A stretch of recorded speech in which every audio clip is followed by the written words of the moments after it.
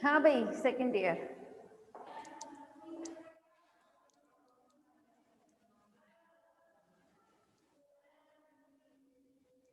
Second year हम बात कर रहे हैं आपके वर्ग पेलिसिपोडा के बारे में, ठीक है।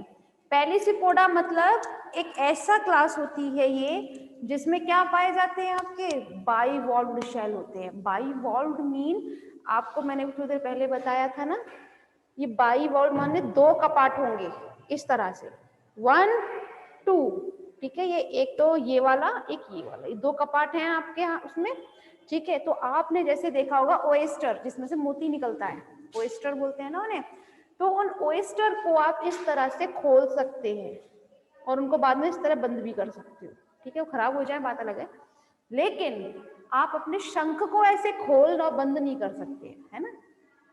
तो यहाँ पर इन दोनों क्लासेस में जो मेन डिफरेंस है वो यही है कि जो क्लास गैस्ट्रोपोडा है उसके जो शेल होते हैं वो कैसे होते हैं, यूनिवॉल्व्ड होते हैं। और वर्ग मतलब क्लास पेलिसोपोडा के कैसे होते हैं, वो बाइवॉल्व्ड होते हैं।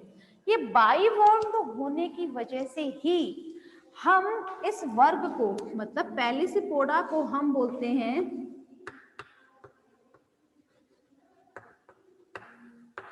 बाइवॉल्विया। क्या बोलते हैं उन्हें, हम बाइवॉल्विया के नाम से हम जानते हैं, ठीक है। अब हम बात करते हैं जरा इनमें हमें स्टडी किस किस की करनी है। आपको इन दोनों ही क्लासेस की स्टडी करनी है, जिसमें अगर हम बात करें अपने गैस्ट्रोपोडा के में, तो इसमें आपको स्टडी करनी है अबाउट पाइला। पाइला की स्टडी जाएगी इसमें, ठीक है। वहीं अगर हम बात करें अपने पेलिसोपोडा में, तो पेलिसोपोडा में आपको करनी है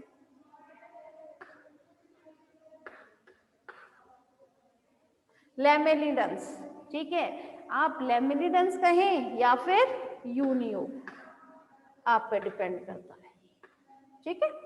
तो आपको स्टडी करनी है यूनियो एंड पाइला के बारे में, ठीक है। तो दोनों ही क्लासेस कवर हो जाएंगी आपकी, गैस्ट्रोपोडा भी एंड पेलिसोपोडा भी। तो चले वन बाय वन स्टडी कर लेते हैं हम।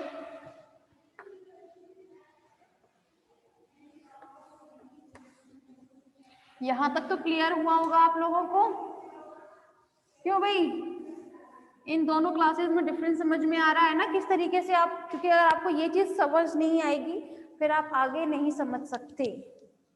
इसलिए आपको अगर शेल की स्टडी करनी है, एक्सोस्केलेटन की स्टडी करनी है, तो पहले आपको इन दोनों ही क्लासेस में डिफरेंस समझ में आना चाहिए, ठीक है। चलिए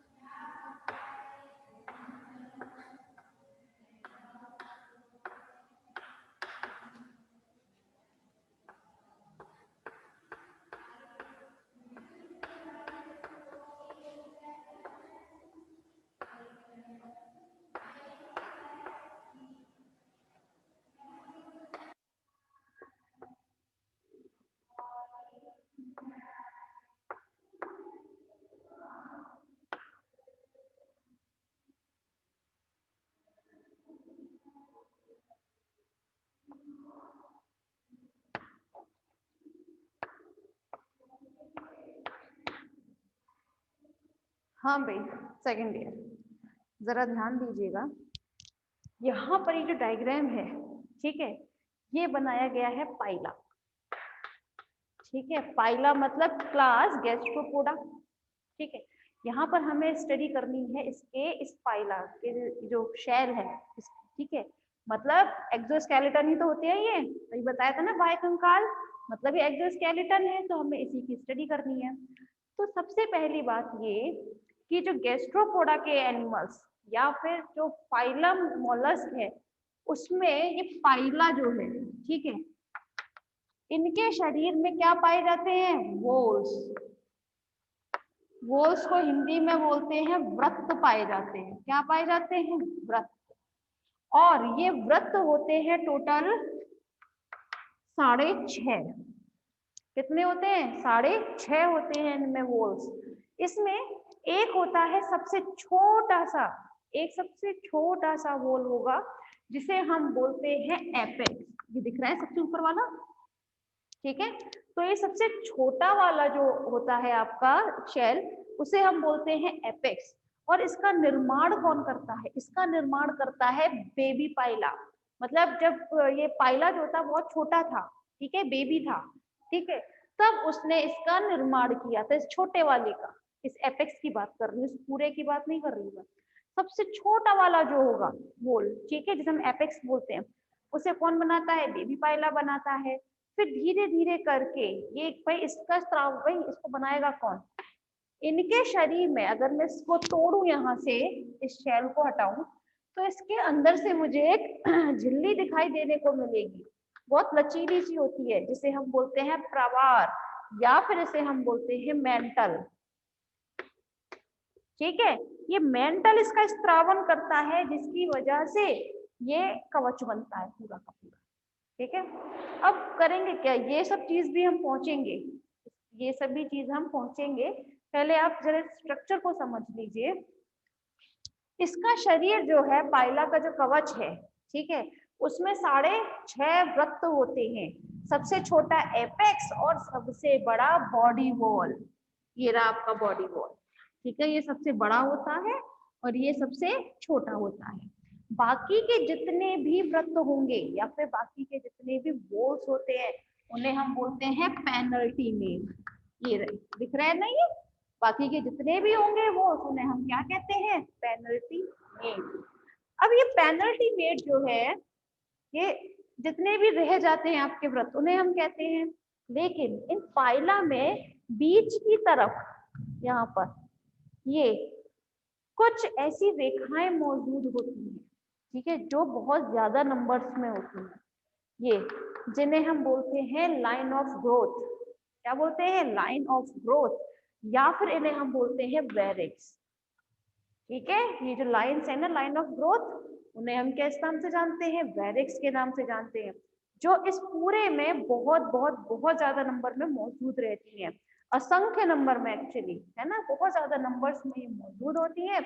और ये पाइला का जो ये कवच होता है, ठीक है, ये हमेशा, भाई मैंने बताया था थोड़ी देर पहले, यूनिवॉल्व्ड भी बताया था, और कहा था स्पाइरल होता है।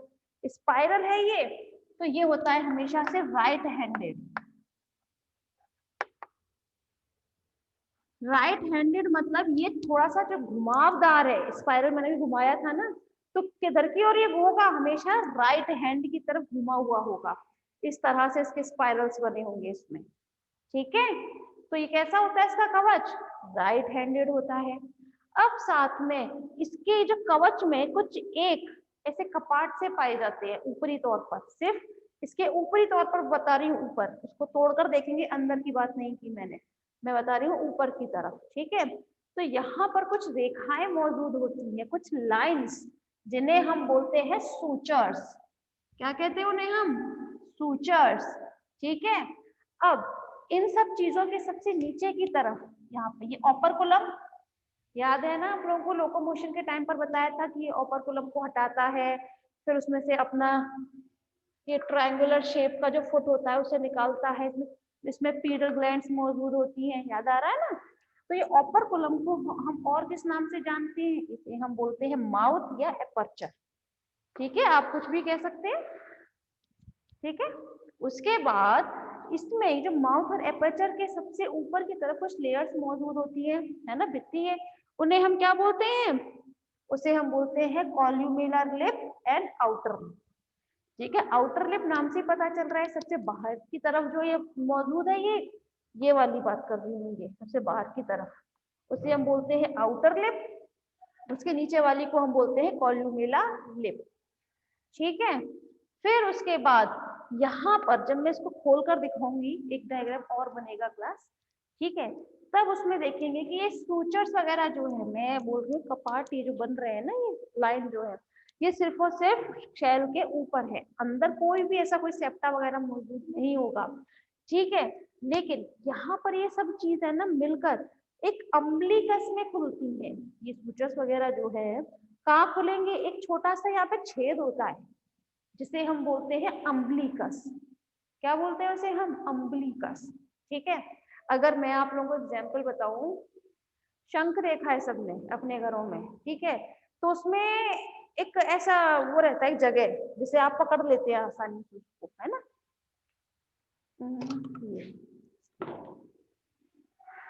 इसको पकड़ने के लिए एक जगह रहती है ना, एक छोटा सा छेद रहता है ना, तो वो जो जगह होती है छेद, ठीक है, उसे को आप क्या बोलते हैं, अम्बिलिकस। ये अम्बिलिकस है ना, आपको कब दिखाई देगा, जब मैं इसको कल खोलकर बताऊंगी अच्छे से। अगर मैं इसमें से एनिमल निकाल दूं और इसको खोलूं तो मुझे क्या दिखाई देंगे, इसमें कुछ लाइंस दिखाई देंगी जो कहाँ खुलती होंगी, अम्बिलिकस में।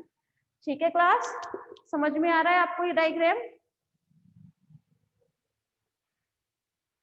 सेकेंड ईयर समझ में आया? मुझे जल्दी बताएं आप। देखें एक बार चाहे तो फिर रिवाइज कर लेते हैं। इस पूरे में यहाँ हम बात कर रहे हैं अपने एक्सोस्केलेटन, इसका एक्सोस्केलेटन मोलस्क में, ठीक है, पाइलामेड एक्सोस्केलेटन, इसका शेल जो है, इसमें कुछ इसमें 6.5 वोल्स मतलब वृत्त पाए जाते हैं।